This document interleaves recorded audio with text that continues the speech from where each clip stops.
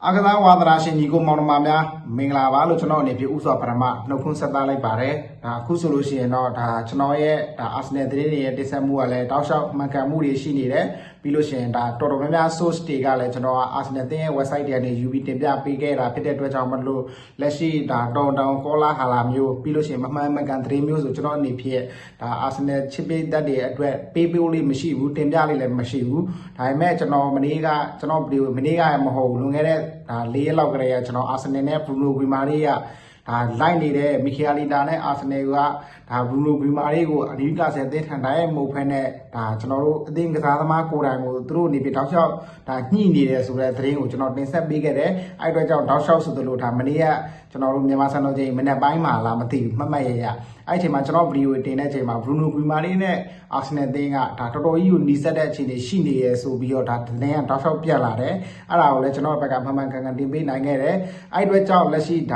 ဒီတဲ့အာဆင်နယ်အသင်းကတော့ဘာပဲဖြစ်ဖြစ်လက်ရှိဒါနယူကာဆယ်ကစားသမားနဲ့ဘရူနိုဂရီမာရီနဲ့ကပေါင်သန်း80ပလက်6တန်းအဲ့6တန်းတော့ကျွန်တော်တို့ဒါဘရူနိုဂရီမာရီကိုဒါလိုင်ဝမ်အသင်းကနေနယူကာဆယ်ကခေါ်ခဲ့တဲ့6တန်းကိုဒါအာဆင်နယ်အသင်းကပေးရမယ်ဖြစ်တဲ့အတွက်ကြောင့်မလို့လက်ရှိဘရူနိုဂရီမာရီနဲ့အာဆင်နယ်အသင်းတို့ရဲ့ဂျာကဒါနယူကာဆယ်အသင်းထံကိုပေးရမယ်ပေးချင်မယ်ပမာဏက85တန်းသို့မဟုတ်86တန်းအထိဒ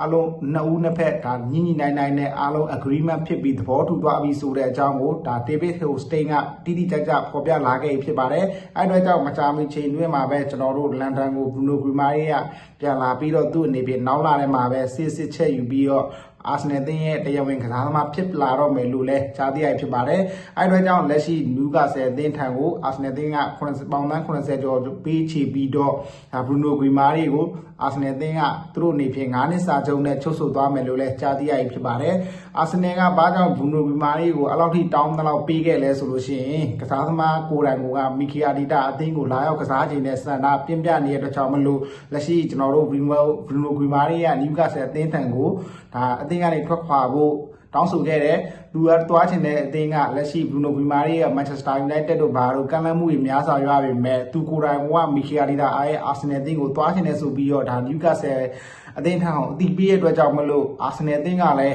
းသူတို့ဂန္ဓာတို့အသင်းပြီးလို့ရှိရင်အာဆင်နယ်အသင်းကိုလာရောက်တဲ့ကစားသမားဆိုလို့ရှိရင်ပိုက်ဆံဘလောက်ပဲပေးရအသင်းကိုချစ်ဖို့အဓိကဆိုတဲ့ဒါစတိုင်အတိုင်းပဲမီခီယာဒီတာသူ့အသင်းကိုချစ်မြတ်လို့တဲ့အသင်းတိုင်းကစားသမားတိုင်းကိုလည်းသူ့အနေဖြင့်ပိုက်ဆံဘလောက်ပဲ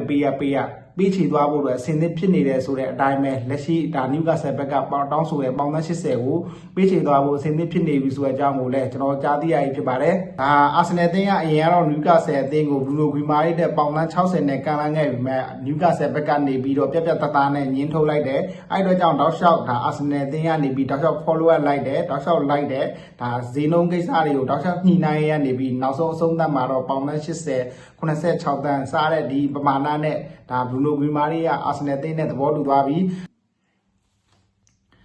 နောက်ထပ်သတင်းရတော့ကျွန်တော်တို့မီခီယာရီတိုင်းအာဆင်နယ်အသင်းကပေါင်သန်း35တန်းနဲ့ဘယ်ချီယန်ကလပ်အသင်းကကလပ်ဘရူအသင်းရဲ့တောင်ပန်ကစားသမားခရစ်စတိုဗာတိုနာလီကိုလည်းကျွန်တော်တို့ဒါအာဆင်နယ်အသင်းကပေါင်35တန်းနေဖြစ်ဒါခေါ်နိုင်ခဲ့ပြီလို့လည်းကျွန်တော်တို့တရားဝင်ကြေညာနိုင်ခဲ့တယ်အဲ့ဒီကြောင့်ဒီကစားသမားကိုကလပ်ဘရူထံကိုမီခီယာရီတိုင်းအာဆင်နယ်အသင်းကပေါင်သန်း35တန်းပေးရပြီးတော့ဒီခရစ်စတိုဗာတိုဇိုလီဆိုတဲ့ကစားသမားဟာဆိုလို့ရှိရင်ဒါမီခီယာရီတိုင်းအာဆင်နယ်အသင်းကလက်ရှိဒီယာဒီကိုမှာထွက်ခွာနိုင်ရရှိတဲ့ကျွန်တော်တို့လီယိုနယ်ထရော်ဆာရဲ့မာတင်နယ်လီရဲ့နေရာကိုဒါအစားထိုးဖို့အတွက်ရန်နေရာဖြစ်ပဲသူတို့အနေဖြင့်ယာထားတယ်လို့လည်းကြားသိရဖြစ်တယ်ဒီကစားသမားကဂရိနိုင်ငံသားဖြစ်ပြီးတော့လက်ရှိသူ့အသက်အရွယ်က24နှစ်ဖြစ်နေပြီးတော့လက်ရှိသူဟာဆိုလို့ရှိရင်အရင်ကတော့ကျွန်တော်တို့ဒါNorwich နေမှာလည်းကစားဘူးတယ် Norwich တင်ကနေပြီးတော့ Desero ကနေပြီးတော့ကျွန်တော်တို့ဒီ Club Blue မှာ200ဒီကစားပြီးတော့ဒါလက်ရှိကျွန်တော်တို့ဒီ Club Blue ရဲ့ Champion League ပွဲစဉ်တွေကြီးတဲ့ညီကိုဆိုလို့ရှိရင်ဒီကစားသမားဘယ်လောက်ထိကောင်းမလဲဆိုတာကျွန်တော်တို့သိလိမ့်မယ်။ဘာကြောင့်လဲဆိုတော့ကျွန်တော်တို့ Real Madrid တို့ဘာလို့နဲ့ကစားရတဲ့ပွဲတွေမှာဆိုလို့ဒီCristobalဒီTozzoli ဆိုတဲ့ကစားသမားဆိုလို့ရှိရင်ဒါသူ့ရဲ့ဒီအကေအားရဲ့ပြီးလို့ရှိရင်သူ့ရဲ့ဒါ double link ကပိုင်းရယ်ပြီးလို့ရှိရင်သူ့ရဲ့ဘောလုံးနဲ့ဒါ white ကန်ချက်တွေဗျာကျွန်တော်တို့ဒီ Arsenal မှာလိုအပ်တယ်ဘယ်လိုလဲဆိုတော့ကျွန်တော် Kawasaki လို့ PSG ကကစားသမားမျိုးတွေဒီ area ထိပ်ကကန်နိုင်တဲ့စွမ်းရည်ပြီးလို့ရှိရင်ဒါလိုအပ်တယ်လို့မျိုးကွင်းလယ်ပိုင်းချိုးပေးတဲ့အပိုင်းတွေဒါ area ပေါက်ထက်ရဲဝန်းဆွဲပေးတဲ့အပိုင်းတွေမှာဒါအများကြီးအားကိုးလို့ရတဲ့ကစားသမားမျိုးလို့ကျွန်တော်အနေဖြင့်မြင်မိတယ်အဲ့အတွက်ကြောင့်လက်ရှိ Mikel Arteta သူ့အနေဖြင့် first line တော့မသုံးဘူးဒါပေမဲ့လက်ရှိအဲ့ညာတောင်မှာ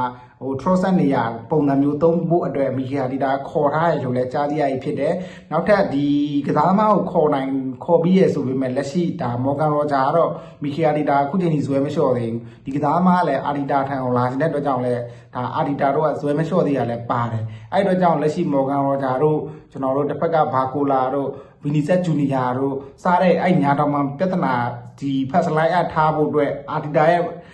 ဒီအမြဲတမ်းကစားကွက်ထက်မှာကစားပေးနိုင်မယ်ကစားသမားမျိုးလက်ရှိ Mikel Arteta ကစောင့်ကြည့်လေးလာနေတဲ့ဆိုတာကိုလည်းကျွန်တော်တို့တစ်ဆက်တည်းပြောသွားခဲ့တယ်ဒါကတော့ကျွန်တော်တို့ဒီ Mikel Arteta ရဲ့ Arsenal နောက်ဆုံးညအားကစားသတင်းနှစ်ခုပဲဖြစ်ပါတယ်ကြည့်ရှုပေးတဲ့ညီကိုတယောက်ချင်းစီကိုလည်းအထူးပင်ကျေးဇူးတင်ပါတယ်ကျွန်တော်ရဲ့ channel လေးကိုလည်းဒါ like and subscribe လုပ်ပေးကြပါဦးလို့မေတ္တာရပ်ခံပါစေဗျာ